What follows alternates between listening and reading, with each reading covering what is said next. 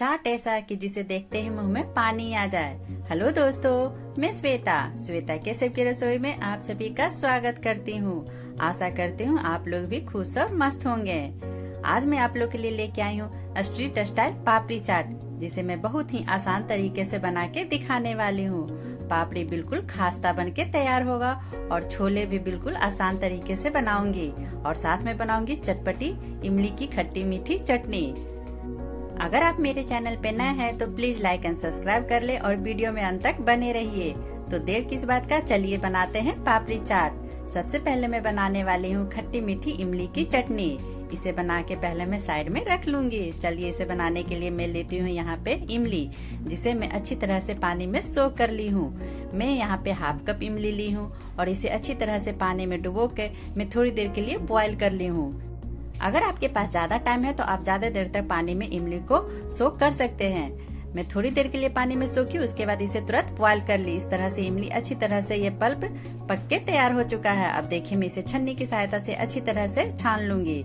इसे हाथ से रब करते हुए निकालेंगे तो इसके सारे पल्प अच्छी तरह से निकल जाएंगे। देखिए सारे पल्प अच्छी तरह से निकल चुके हैं। अब मैं इसमें थोड़ा सा पानी और डाल रही हूँ और जो भी बचा कुचा है उसे अच्छी तरह से निचोड़ रही हूँ। सारे पल्प को निकाल लेने के बाद अब इमली को अच्छी तरह से साइड में रख लेते हैं। देखिए सारा पल्प निकल चुका है। चलिए अब एक पैन गरम करते हैं। मैं यहाँ पे एक पैन गरम करी, इसमें डाल रही हूँ लगभग 1 छोटी चम्मच तेल और तेल को अच्छी तरह से गर्म होने देते हैं और इसमें डालते हैं आधा चम्मच कश्मीरी लाल मिर्च और साथ में डालते हैं 1/4 चम्मच के लगभग हल्दी पाउडर और सबको अच्छी तरह से तेल में मिक्स कर लेते हैं। कश्मीरी लाल मिर्च और हल्दी पाउडर डालने से इमली के चटनी का कलर बहुत ही सुंदर आता है। चलिए अब इसमें डालते हैं इमली का पल्प और पल्प डाल देने के बाद इसे अच्छी तरह से अब मिक्स कर लेंगे और गैस का फ्लेम अभी हाई रखेंगे और हाई फ्लेम पे इसे थोड़ी देर के लिए अच्छी तरह से मिक्स कर लेंगे। इमली के पल्प को अच्छी तरह से चला लेने के बाद अब इसमें डालेंगे गुड़। मैं यहाँ पे हाफ कप गुड़ का इस्तेमाल कर रही हूँ। आप चाहे तो चीनी का भी इस्तेमाल कर सकते हैं। मैं गुड़ को छोटे छोटे टुकड़ों में काट ली हूँ और साथ में डाल रही हूँ 1 चुटकी नमक। नमक डाल देने से इसमें काफी अच्छा फ्लेवर आता है और सबको अच्छी तरह से अब पल्प में मिक्स कर लेते हैं। गैस का फ्लेम अभी मीडियम टू हाई रखेंगे और इसे अच्छी तरह से थोड़ी देर के लिए मेल्ट होने देंगे। जब गुड़ अच्छी तरह से मेल्ट हो जाएगा तो इमली का पल्प थोड़ा भी पतला हो जाएगा। आप देख सकते हैं इमली का पल्प का भी थोड़ा पतला हो चुका है और इसके ऊपर थोड़ा सा छाछ भी आ चुका है। अब थोड़ी देर इसे उबलने देंगे। उसके बाद इसके ऊपर के जो भी छाछ निकले हैं उसे अच्छी तरह से बाहर निकाल लेंगे।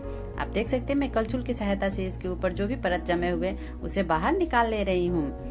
अब चलिए इसे थोड़ा देर और चलाते हैं। अब देख सकते हैं इसका टेक्सचर थोड़ा गाढ़ा हो गया है। देखिए बिल्कुल रेडी हो चुका है। इसे अब ज्यादा गाढ़ा नहीं करना है क्योंकि ये ठंडा होने के बाद थोड़ा और गाढ़ा हो जाएगा। चलिए अब गैस बंद कर देते हैं और इसे साइड में रख देते हैं। चलिए अब बनाते हैं छोला। मैं यहाँ पे छोला बनाने के लिए व्हाइट मटर का इस्तेमाल कर रही हूँ। मैंने 1 कप मटर लिया और इसे ओवरनाइट सोक कर ली हूँ। आप चाहें तो इसे 5-6 घंटे के लिए भी सोक कर सकते हैं या फिर गर्म पानी में 2-3 घंटे के लिए भी सोक कर सकते हैं। चलिए ये अच्छी तरह से सोक हो चुका और मैं इसे अच्छी तरह से वॉश कर ली हूँ। अब मैं एक कुकर में सारे मटर को ट्रांसफर कर लेती हूँ। देखिए मैं सारे मटर को इसमें कुकर में डाल दी हूँ। अब मैं इसमें डालूंगी स्वाद अनुसार नमक। मैं यहाँ पे आधा चम्मच नमक का इस्तेमाल कर रही हूँ और साथ में 1/4 चम्मच हल्दी पाउडर का इस्तेमाल कर रही हूँ। और अब इसमें डालेंगे पानी। मैं यहाँ पे लगभग 1.5 कप पानी का इस्तेमाल कर रही हूँ कि मटर अच्छी तरह से पानी में डूब जाए और इसे अच्छी तरह से पका लेना है। पानी डाल देने के बाद कुकर का ढक्कन लगा लेंगे और इसे 2-3 सीटी होने तक पकने देंगे। इसे मीडियम टू हाई फ्लेम पे 2-3 सीटी तक लगा लेना है। कुछ मटर जल्दी पक जाते हैं और कुछ थोड़ा लेट से पकते हैं। देखिए सीटी दे चुका है। अब मैं बंद कर देती हूँ गैस को और इसके प्रेशर निकलने का वेट करते हैं। चलिए चेक करते हैं इसका प्रेशर निकला कि नहीं। देखिए कुकर का प्रेशर निकल चुका है। मैं मटर को चेक कर रही हूँ। देखिए मटर बिल्कुल अच्छी तरह से बॉयल हो चुका है। चलिए अब गैस को फिर से ऑन कर लेते हैं और अब इसमें डालते हैं स्वाद अनुसार नमक। मैं यहाँ पे 1 चम्मच नमक का इस्तेमाल अभी और कर रही हूँ और साथ में डाल रही हूँ 1 चम्मच धनिया पाउडर और अब इसमें जाएगा 1 चम्मच के लगभग लाल मिर्च पाउडर। मैं यहाँ पे तीखी वाली लाल मिर्च पाउडर का इस्तेमाल कर रही हूँ। साथ में 1 चुटकी जा रहा है गरम मसाला और अब इसमें डालेंगे आधा चम्मच चाट मसाला और अब इसमें जाएगा आधा चम्मच जीरा पाउडर और अब सबको अच्छी तरह से छोला में मिक्स कर लेंगे।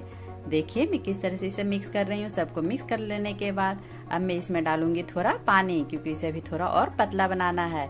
मैं यहाँ पे अभी आधा कप पानी का इस्तेमाल और कर रही हूँ और गैस को अभी ऑन ही रखेंगे और इसमें अच्छी तरह से बॉयल आने देंगे। ये बहुत ही छोला सिंपल बन के तैयार होता है क्योंकि चाट का छोला सिंपल ही रहता है। आप देख सकते हैं इसमें अच्छी तरह से बॉयल आ चुका है और गैस को अभी बंद कर देंगे थोड़ी देर में। और अब इसमें डाल देते हैं बारीक कटा हुआ धनिया पत्ती, और धनिया पत्ती डाल देने के बाद सबको अच्छी तरह से मिक्स कर लेंगे। और ये छोला बिल्कुल रेडी हो चुका है। चलिए अब इसे साइड में रख देते हैं गैस बंद कर देने के बाद। अब बनाते हैं पापड़ी। अब मैं यहाँ पे खास्ता पापड़ी बना के आपको दिखाने वाली हूँ। इसलिए मैं लेती हूँ 1 बाउल में 2 कप गेहूं का आटा और साथ में डालती हूँ स्वाद अनुसार नमक। मैं यहाँ पे आधा चम्मच नमक का इस्तेमाल कर रही हूँ और साथ में 1/4 चम्मच कलौंजी का इस्तेमाल कर रही हूँ। और अब इसमें डाल रही हूँ 1/4 चम्मच अजवाइन। अजवाइन को हाथ से रब करके इसमें डाल रहे हैं ताकि इसमें ज्यादा अच्छा फ्लेवर आए। और अब मैं इसमें डालने वाली हूँ 2 छोटी चम्मच के लगभग तेल। आप चाहें तो यहाँ पे घी का भी इस्तेमाल कर सकते हैं। और सबको अब अच्छी तरह से हाथ से मिक्स कर लेना है। पहले अच्छी तरह से मिक्स कर लेना है कि तेल अच्छी तरह से पूरे आटे में अच्छी तरह से मिक्स हो जाएगा, तो ये अच्छी तरह से खास्ता बन के तैयार होगा पापड़ी। मैं यहाँ पे गेहूं के आटे का पापड़ी बना रही हूँ। आप चाहें तो मैदा का भी आटे का पापड़ी बना सकते हैं। देखिए तेल अच्छी तरह से आटा में मिक्स हो चुका। अब मैं इसमें थोड़ा पानी डालूंगी और थोड़ा थोड़ा पानी डाल के इसका एक टाइट डो तैयार करूंगी। इसके ज्यादा सॉफ्ट नहीं तैयार करना है, इसको थोड़ा टाइट तैयार करना है, तभी ये खास्ता बन के बिल्कुल तैयार होगा। देखिए मैं इसे थोड़ा थोड़ा पानी डाल रही हूँ और इसे अच्छी तरह से मिक्स करते हुए एक टाइट सा डो तैयार कर लूंगी। आप देख सकते हैं बिल्कुल टाइट डो तैयार हो चुका है। बस आटा को लेकिन अच्छी तरह से मिक्स कर लेना है। अब इसके ऊपर थोड़ा सा तेल लगा लेंगे और इसे ढक के थोड़ी देर के लिए सेट होने देंगे। जब तक आटा मेरा सेट होगा तब तक हम इस चटपटा सा धनिया का चटनी बना लेते हैं।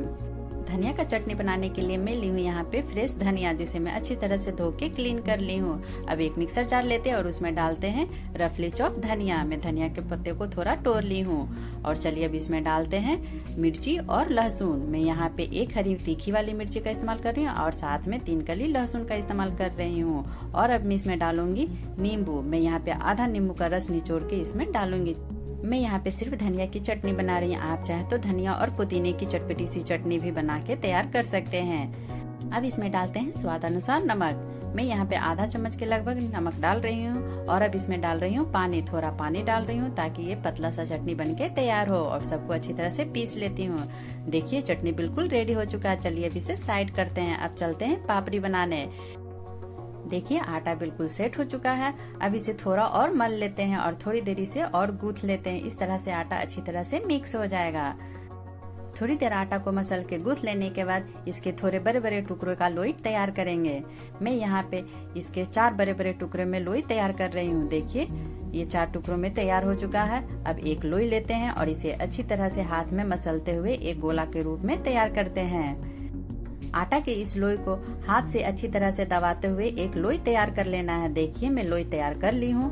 अब मैं इसे बेलूंगी। आप देख सकते हैं ये लोई बिल्कुल परफेक्टली तैयार हुआ है। अब इस लोई को रोटी के रूप में बेल लेंगे, लेकिन रोटी इतना पतला नहीं बेलना है, इसे पराठे जैसा थोड़ा मोटा ही रखना है।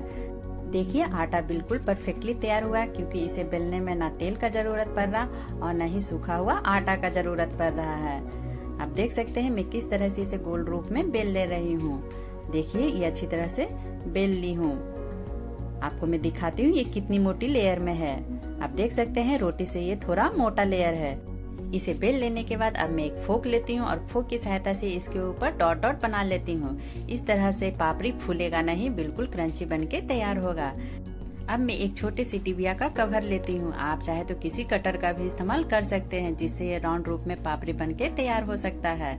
देखिए मैं किस तरह से टिबिया के कवर से इसे कटिंग कर रही हूँ। इस तरह से पापड़ी बिल्कुल परफेक्ट रूप में एक जैसा बन के तैयार होता है। आप चाहे तो छोटी छोटी लोई बना के भी छोटे छोटे टुकड़ों में इसका पापड़ी बना सकते हैं, लेकिन ये बिल्कुल आसान रूप है। इस तरह से पापड़ी बनाना ज्यादा आसान है। देखिए पापड़ी बिल्कुल रेडी हो चुका है। चलिए अब इसे एक प्लेट में निकाल लेते हैं। आप देख सकते हैं सारे पापड़ी एक जैसे हैं। पापड़ी को इस तरह से बनाना बहुत ही आसान है। कटिंग करने से पापड़ी जल्दी बनके तैयार हो जाता है। देखिए सारे पापड़ी एक जैसे देखने में अच्छे लग रहे हैं। मैं एक टुकड़ा फिर से लोई का लेती हूँ और इसे अच्छी तरह से बेल के फिर से डॉट डॉट करके इसका पापड़ी तैयार कर लेती हूँ। देखिए मैं इसी तरह से और भी पापड़ी को रेडी की हूँ। पापड़ी को मैं इधर रेडी कर ली हूँ और उधर अब चलती हूँ गैस पे तेल गरम कर लेती हूँ। तेल जब अच्छी तरह से गर्म हो जाए तब इसमें पापड़ी डालना स्टार्ट करते हैं। पापड़ी डालने के बाद गैस का फ्लेम मीडियम कर देंगे और मीडियम फ्लेम पे ही इसे भी तलेंगे। पापड़ी तलने में ज्यादा टाइम नहीं लगता है, बस ये जल्दी तल के तैयार हो जाता है, इसलिए गैस का फ्लेम मीडियम ही रखना है। अगर इसे हाई फ्लेम पे सिर्फ तलेंगे तो ये जल्दी ऊपर से डार्क कलर का हो जाएगा और भी अच्छी तरह से पकेगा नहीं। देखिए मैं इसे मीडियम फ्लेम पे तल रही हूँ। जैसे जैसे तलते जा रही हूँ इसका कलर गोल्डन ब्राउन कलर का होते जाएगा। इसी तरह से उलट पुलट करते हुए पापड़ी को तल लेना है और जितनी अच्छी तरह से ये तलेगा उतना ही क्रंची बनके तैयार होगा। देखिए पापड़ी बिल्कुल परफेक्टली तैयार हुआ, क्योंकि कोई भी पापड़ी फूल नहीं रहा है। फोक से छेद कर देने से पापड़ी बिल्कुल अच्छी तरह से तैयार होता है। देखिए मैं पापड़ी को तल ली हूँ। आप देख सकते हैं पापड़ी देखने में कितना अच्छा लग रहा है। आटा का ये खास्ता पापड़ी बिल्कुल रेडी हो चुका है। मैं तो इसे चाट में यूज करने वाली हूँ। आप चाहें तो इसे स्नैक्स के रूप में भी यूं ही यूज कर सकते हैं। इसी तरह से मैं और भी पापड़ी तल के रेडी कर लेती हूँ। आप देख सकते हैं मेरे सारे पापड़ी बिल्कुल परफेक्टली रेडी हुए हैं। कोई भी पापड़ी फूला नहीं है। अगर पापड़ी फूल जाता तो वे बिल्कुल सॉफ्ट हो जाता और वे क्रंचीपन नहीं देता। चलिए अब चाट बनाते हैं। मैं यहाँ पे एक प्लेट पे छोला डालती हूँ। छोला को अच्छी तरह से फैलाती हूँ। आप देख सकते हैं मैं किस तरह से इसे फैलाई हूँ। अब मैं इसके ऊपर डालती हूँ बारीक कटा हुआ प्याज। प्याज को छोला के ऊपर अच्छी तरह से फैला लेना है। देखिए मैं किस तरह से इसे अच्छी तरह से फैला ली। अब मैं इसके ऊपर डाल रही हूँ दही। मैं यहाँ पे 2-3 चम्मच भर के दही डाल रही हूँ। आपको जितना इस्तेमाल करना उतना दही डाल सकते हैं। और साथ में डालेंगे यहाँ पे खट्टी मीठी इमली का चटनी, जिसे मैं अभी बना के तैयार की थी। ये खाने में बहुत ही स्वादिष्ट लगता है। देखिए चाट अभी से ही देखने में कितना सुंदर लगने लगा है।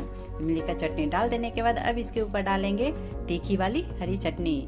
तीखी वाली हरी चटनी को अपने जरूरत के अनुसार डालें। मैं यहाँ पे लगभग 2 चम्मच डाल रही हूँ और साथ में डाल रही हूँ अनारदाना। अनारदाना इस चाट को और भी टेस्टी बनाता है।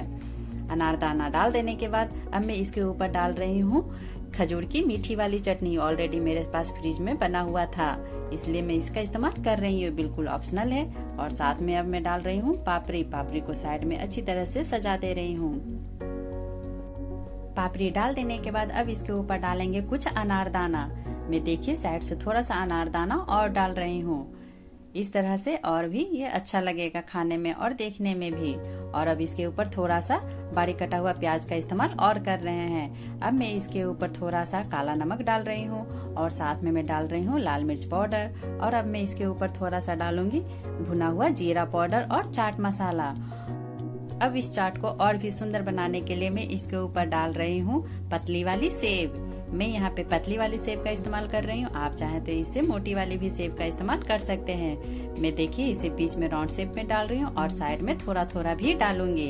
इससे ये चाट और भी स्वादिष्ट लगेगा खाने में। देखिए मैं थोड़ा थोड़ा साइड में डाल रही हूँ। देख सकते हैं सेव डालने से चाट और भी खूबसूरत लगने लगा है देखने में। चलिए अब इसके ऊपर बारीक कटा हुआ धनिया पत्ती डाल देते हैं। धनिया पत्ती डाल देने के बाद अब मैं थोड़ा सा छोला और डालूंगी। मैं बीच में थोड़ा सा छोला का इस्तेमाल और कर रही हूँ। मैं यहाँ पे अभी थोड़ा छोला डाल रही हूँ। छोला डाल देने के बाद अब इसके ऊपर थोड़ा सा खट्टी मीठी इमली का चटनी भी डालेंगे और साथ में डालेंगे थोड़ा सा बारीक कटा हुआ प्याज और अनारदाना, जिससे देखिए छोला और भी स्वादिष्ट लगेगा। थोड़ा सा साथ में सेव भी डाल देंगे।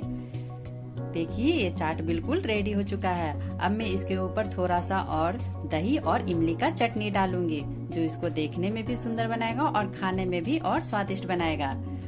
स्ट्रीट स्टाइल पापड़ी चाट बिल्कुल रेडी हो चुका है। आप देख सकते हैं ये देखने में कितना सुंदर लग रहा है। देखते ही मुंह में पानी आ जाएगा। देखिए मैं छोला को और चाट को बिल्कुल नजदीक से दिखाने वाली हूँ। देखिए चाट बिल्कुल परफेक्टली तैयार हुआ है। बाहर में तो पापड़ी चाट बहुत खाए होंगे, कभी घर में इस तरह से पापड़ी चाट बना के खाइए भी और सबको खिलाइए भी। सब आपकी तारीफ जरूर करेंगे, क्योंकि ये खाने में बहुत ही स्वादिष्ट लगता है। इसे खाते ही मजा आ जाता है। मैं तो चली पापड़ी चाट एंजॉय करने। मेरे घर में पापड़ी चाट सबको बहुत पसंद आता है। अगर आपको मेरी ये पापड़ी चाट की रेसिपी अच्छी लगी हो तो प्लीज लाइक एंड सब्सक्राइब कर दे। आपके एक लाइक और सब्सक्राइब से मुझे नई नई रेसिपी लाने का मोटिवेशन मिलता है। Thank you so much for your love and support. Thank you for watching Shweta Keshav की रसोई।